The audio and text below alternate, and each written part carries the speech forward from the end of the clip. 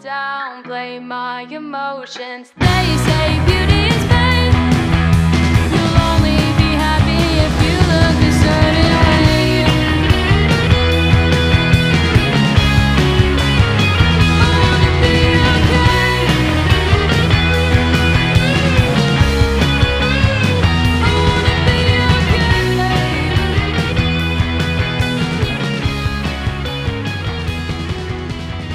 I'm Cece Mitchell with Iowa Public Radio's Studio One. I'm here at Woolies with Lily, John, and Anthony of the band Beach Bunny.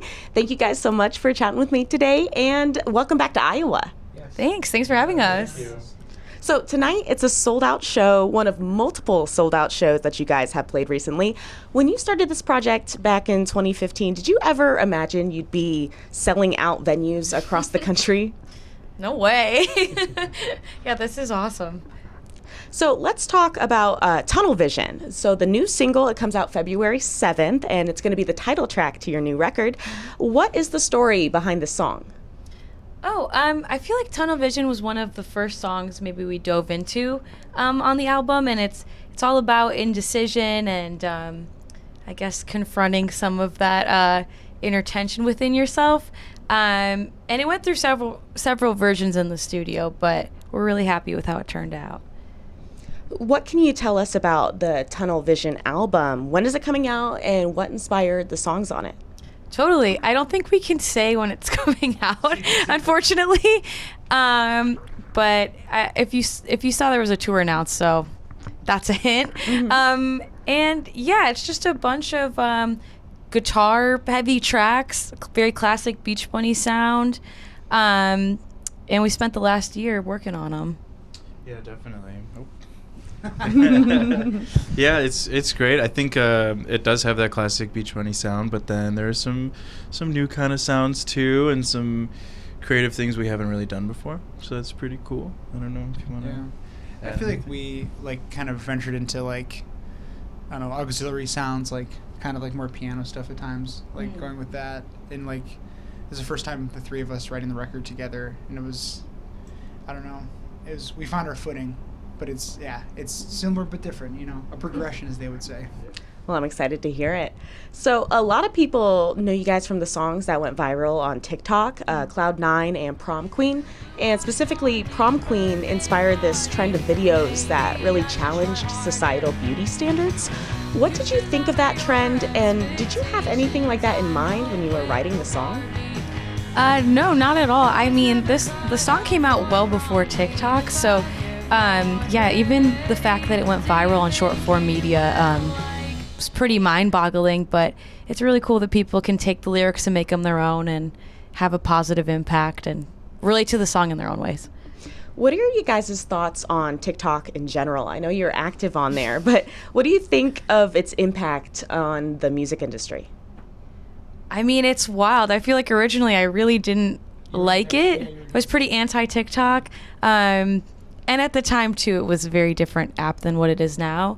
But yeah, I mean, we're really just grateful, I think, to now have the opportunity to do music full time and find our audience on there. And we'll see what the future of TikTok holds. Yeah. You have anything to add?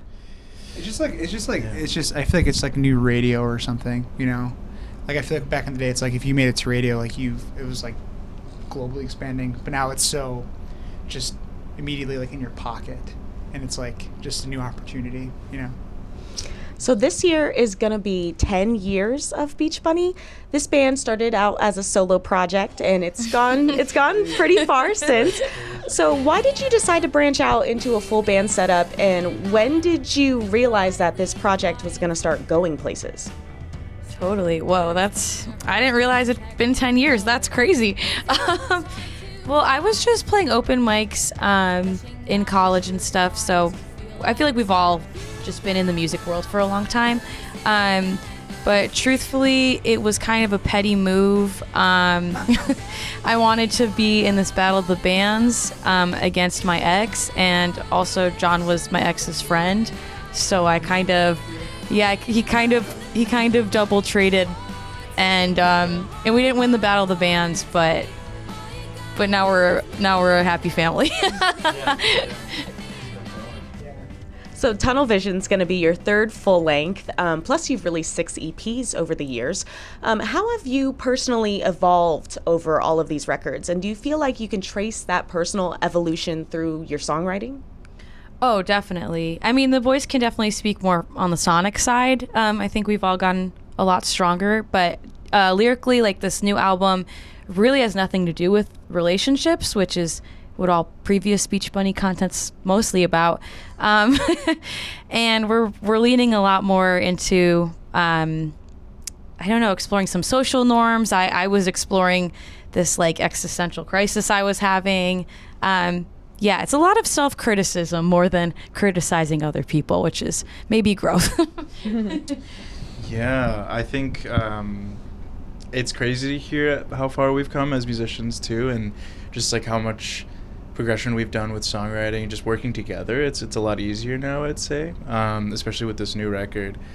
It's been feeling great, and it's fun to play the songs live that are from like 2017 or from even like Lili's solo days that we kind of turned into full band stuff. It's very nostalgic even to me as someone who's been playing it for so long. It still feels great every single time, and then the new stuff I'm just kind of excited to show people.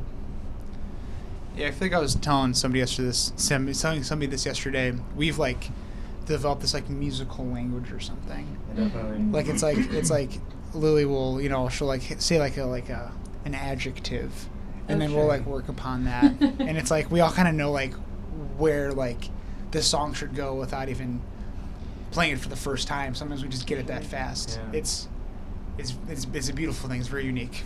Yeah. So over the past 10 years, you've played countless venues and festivals. What have been some of your most memorable performances that you've done?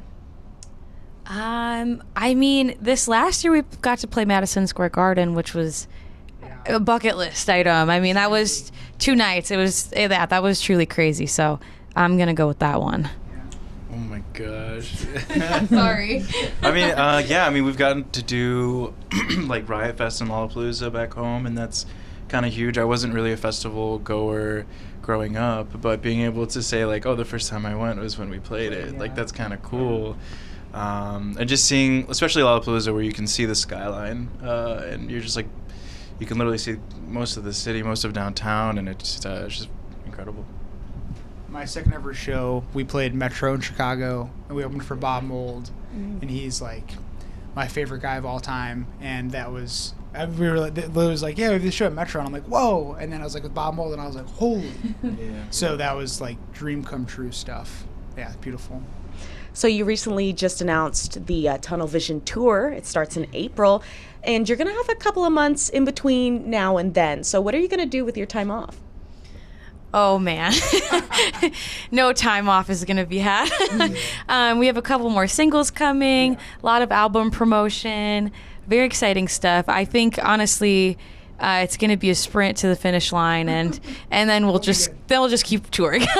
Yeah, but it's really exciting stuff. I mean, we haven't really put out anything in quite a while, or toured as a headliner in a while. So yeah, it's exciting.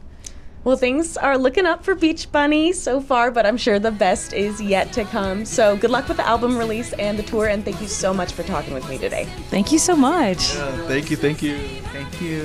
I'm Cece Mitchell with Iowa Public Radio Studio One. How did I change? How did I change? How did